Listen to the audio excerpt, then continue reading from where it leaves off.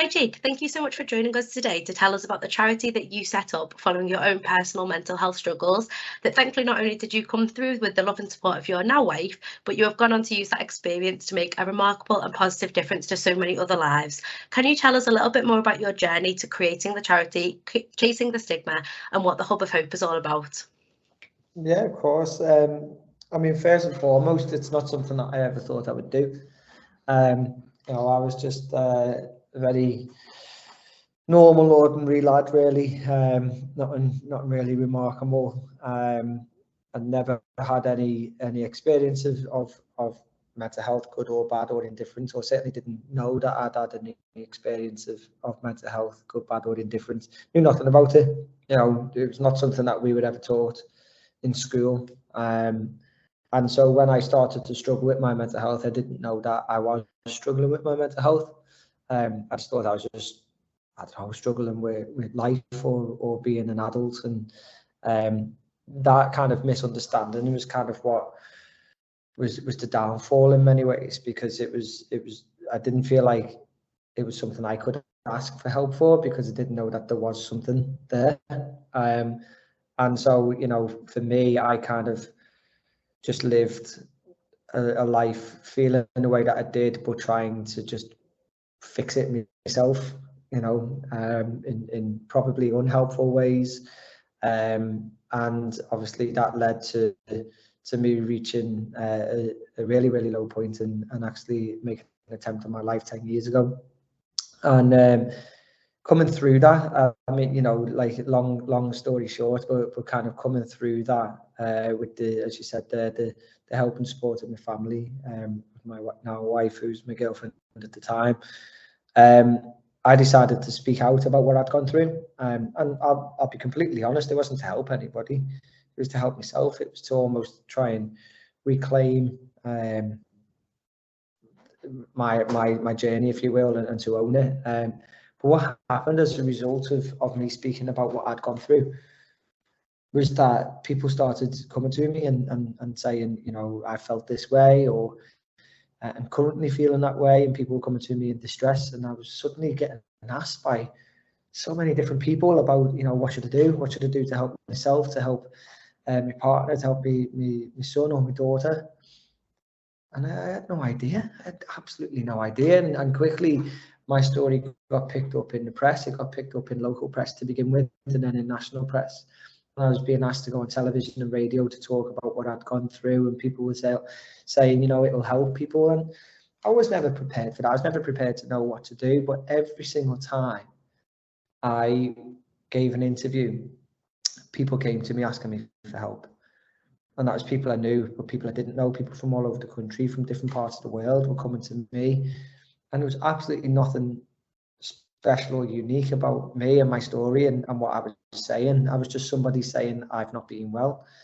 But it was enough for people to reach out, because I believe anyway, people were seeing somebody who they could relate to, somebody who would believe them, somebody who wouldn't judge them. And what they thought was somebody who has been there and come through the other side. And it was then that I realised that power of lived experience and how important that was to try and break down those barriers and offer that hope to other people. But I knew that I didn't just want to just go on telly, talk about what I'd been through, and then that's it, and then just have to deal with these emails. So I wanted to do something different about it. I wanted to take it away from it just being me and do something practical. So I created a charity, which is a national mental health charity called Chasing the Stigma. And what we want to do as a charity is to just be ordinary people, not use jargon, not use clinical language, and try and really engage everybody in a conversation about mental health, because we all have mental health. As I said, mental health is not a bad thing. We can all struggle with our mental health, but at the same time, we can all have really, really good, positive mental health. And one of the things that I wanted to be able to do was to make it easier to find that help and support. So when people come into me saying, what do I do? How do I get help? I was like, I've got no idea. Don't know. I wasn't somebody who went and got that help. So I don't know how I'm going to help other people. And I started to look into it and learn a lot about it. And we might touch on numbers and statistics, particularly around suicide. But suicide biggest killer of men under the age of 45, biggest killer of all people under the age of 34 in this country. But of all the people who die by suicide every year, almost 3/4 of those people are not known to mental health services or haven't been seen within a year previous to death. So it's quite clearly a problem between somebody feeling unwell and somebody accessing help and support. So what I wanted to do was just to create the easiest possible way to find that help and support. And you know, we've all got apps on our phone to find the nearest takeaway. You know, you can travel somewhere in this country, never been there before, but if you want a kebab or a pizza, you know how to find it. Why can't we have that same thing for mental health services? So we created a website. It started as a list just on a spreadsheet in my room in my mum's house. And then we built into a website and then into an app called the Hub of Hope. And what that app will do is it will use your location to pinpoint the nearest local support to you, as well as national support as well. And that's now the biggest and most comprehensive mental health signposting tool of its kind in the UK, used by NHS UK, used by Samaritan's Mind, or every organisation you can think of. And it's not rocket science. If it was, it wouldn't be me who would do it, but it's just trying to find the easiest way for somebody to be feeling and going well, and then find the local support to them wherever they are. Oh no, that's great. Thank you, Jake. What I loved about the website was the number of personal stories of hope that were on there, and the amount of fantastic work and great things that have come from people that are going through these darkest of times and challenges, where people have been feeling that they're not worthy to even exist. You know, sort of the amazing things that they've come through after going through that, and you know, the thriving and by sharing their experience and advice. And as a result, helping so many other people in the meantime. And obviously, I do think the work you're doing is, you know, amazing. And you know, I'm just going to ask you one of the questions that I think you ask a lot of, you know, the people that you speak to is, you know, which is today, if you could speak to yourself at your lowest point, what would you tell yourself? That you deserve to get better. I think, you know, there's so many people who, for whatever reason, feel like asking for help is not only a hard thing, but it's something that they don't deserve to do. And whether you are feeling unwell physically or mentally, you deserve a chance to get better, and that we should all give ourselves a chance to get better. You know, I think there's a lot of differences between physical and mental health when it comes to how we approach it and how we approach feeling better. And if you, the most simple way of putting this into context is that if you were physically feeling unwell, you would give yourself a chance to get better, because you think, I don't want to feel like this. You'd go to a doctor, you'd speak to somebody, you'd take medication, you wouldn't worry about that, you'd take it. If it didn't work, you'd go back. You'd go back and say, that's not working, or I'm getting bad side effects or whatever. You constantly give yourself a chance to feel better. And it should be exactly the same with your mental health, is that you should find what is right for you. If something doesn't work, you try something else. But you should always, we all should know that we deserve a chance to be happy, to be healthy. And if we're not feeling that way, then we should be reaching out and giving ourselves the best possible chance to feel better. Thank you, that was great.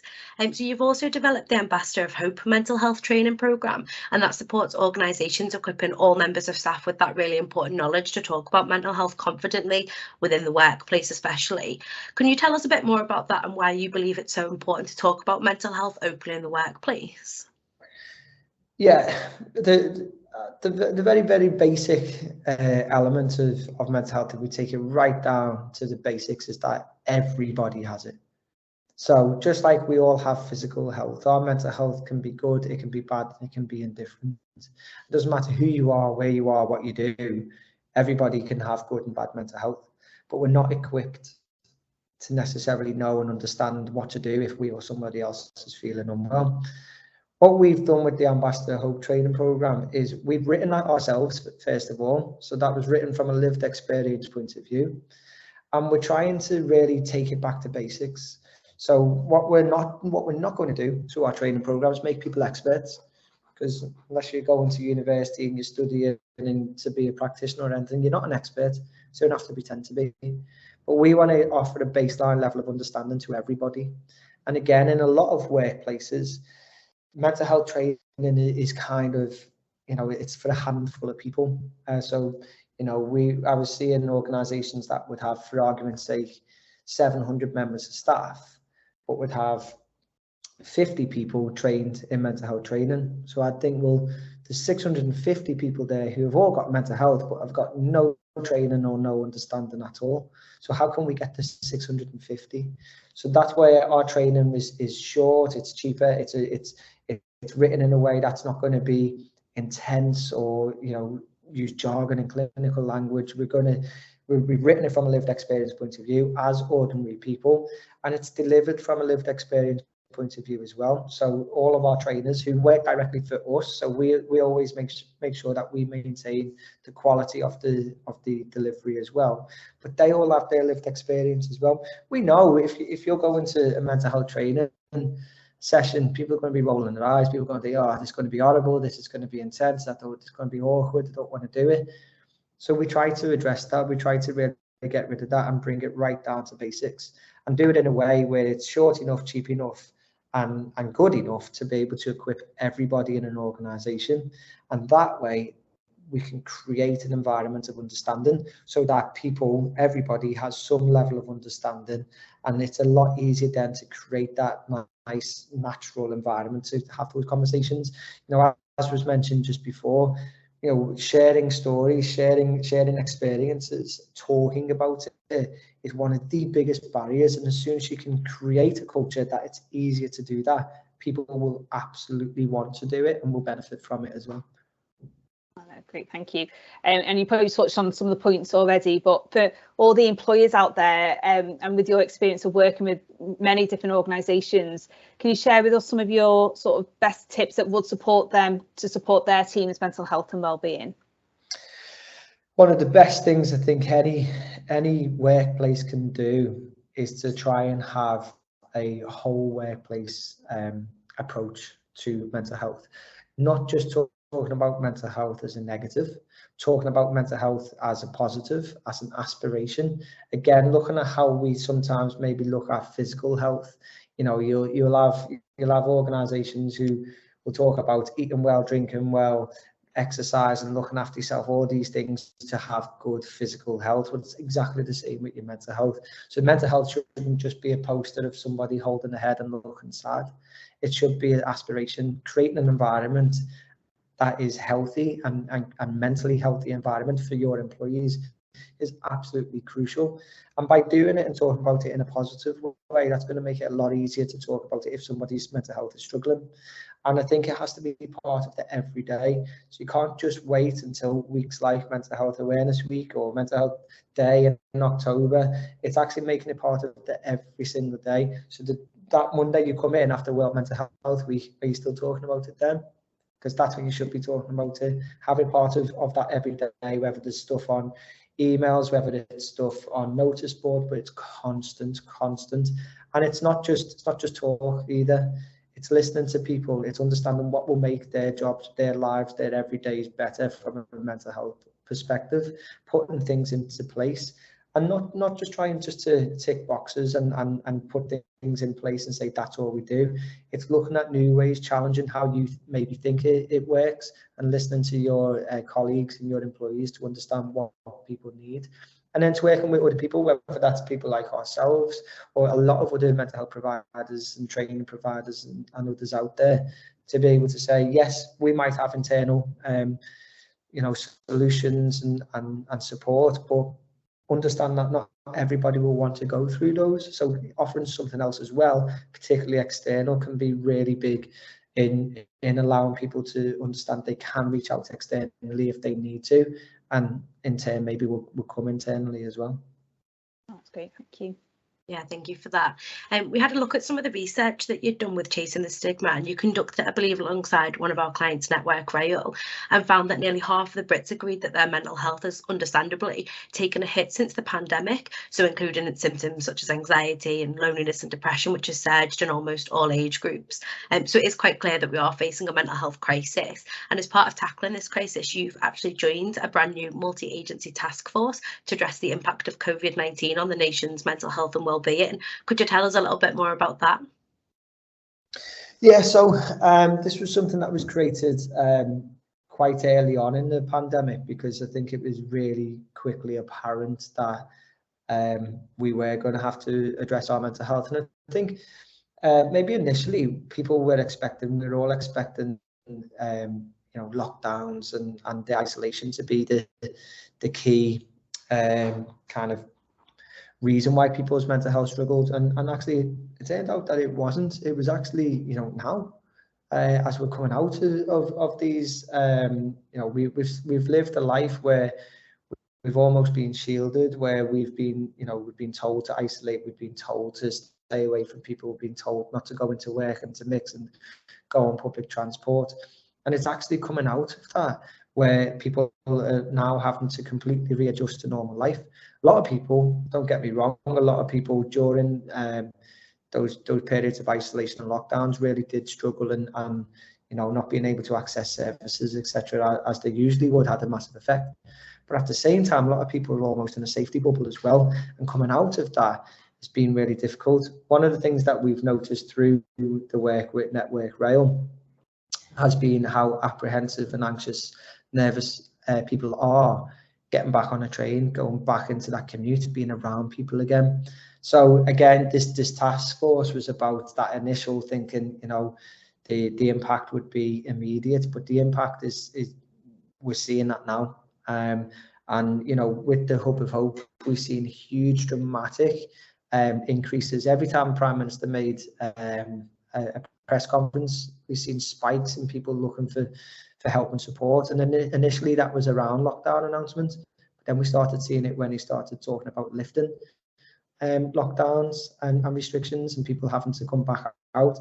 We had a 238% increase of users looking for help and support as restrictions were reduced.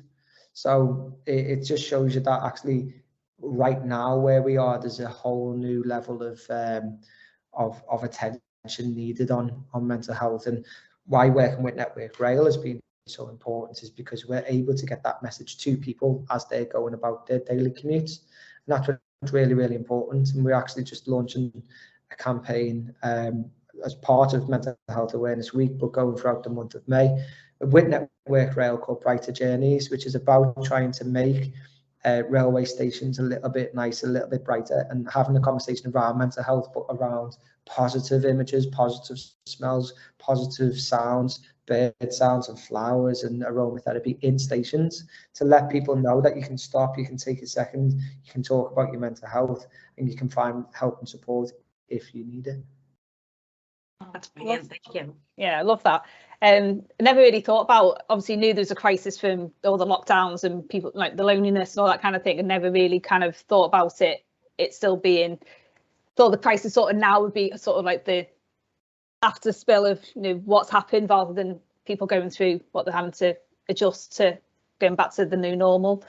And then just before we finish, what would your advice be to somebody who's struggling with their mental health right now? What would you say to them?